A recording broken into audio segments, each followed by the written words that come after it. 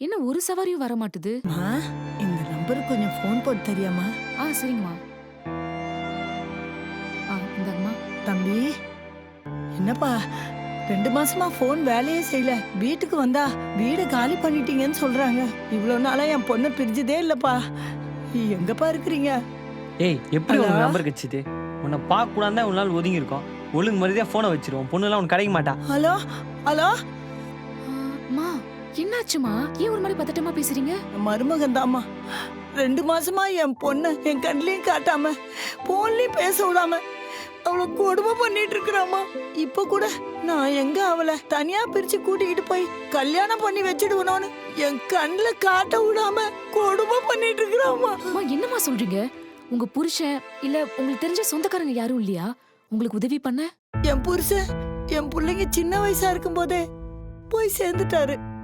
நான் தான் என் பொண்ண பொத்தி பொத்தி வளர்த்தம்மா. அவளா ஒரு பையனை லவ் பண்ணி கல்யாணம் பண்ணிக்க கூட்டு வந்தாம்மா. நான் தான் சொந்தக்கார பையன் அவளை நல்லா பாத்துக்குவான்னு நினைச்சு கல்யாணம் பண்ணி கொடுத்துட்டம்மா. ஆனா இவன் இவ்வளவு கொடுமை பண்ணுவான்னு எனக்கு தெரியாம போச்சுமா. அவ வாழ்க்கைய நான் அழிச்சிட்டம்மா. அழாதீங்கம்மா. அதெல்லாம் ஒண்ணும் இல்ல. உங்க பொண்ணை கண்டுபிடிச்சிடலாமா? முதல்ல நீங்க ஃபர்ஸ்ட் போலீஸ் கம்ப்ளைண்ட் கொடுங்க. நீங்க வாங்க, வண்டியில ஏறுங்க. உங்க பொண்ணுக்கு ஒண்ணும் ஆகாதுமா. அவளை கூட்டிக்கிட்டு வந்தா வாழ வெட்டியாதான் வச்சிருக்கணும். இதுக்கெல்லாம் காரணம்னா அந்த அம்மா. அம்மா கொஞ்சம் நடக்க போறத பத்தி யோசிங்கம்மா. முதல்ல அவங்க கிட்ட உங்க பொண்ணை பிரிச்சு ஒரு நல்ல பையனுக்கு கல்யாணம் பண்ணி கொடுக்கணும். 2வது கல்யாணம் பண்ணா ஊர் தப்பா பேசாதம்மா. அந்த பட்ட பேரோடவே வாழ்க்கை பூரா அவ இருக்கணுமம்மா. அந்த கஷ்டத்தை என் பொண்ணுக்கு நான் கொடுக்க மாட்டேம்மா. நீங்க சொல்றதுல அந்த காலத்துலமா. இப்பெல்லாம் 2வது கல்யாணம்ன்றது பண்ண தப்ப சரி பண்ணிக்க ஒரு வாய்ப்புமா. வாழ்க்கையில எல்லா நேரமும் நம்ம சரியா முடிவெடுக்கிறது இல்ல. இப்ப நீங்களே சொன்னீங்க பட்ட பேருன்னு. அந்த ஒரு விஷயத்துக்காக அந்த குடும்பக்கார கூட உங்க பொண்ணு வாழ்க்கை முழுக்க கஷ்டப்பட்டு இருக்கணுமா? நீங்களே சொல்லுங்க.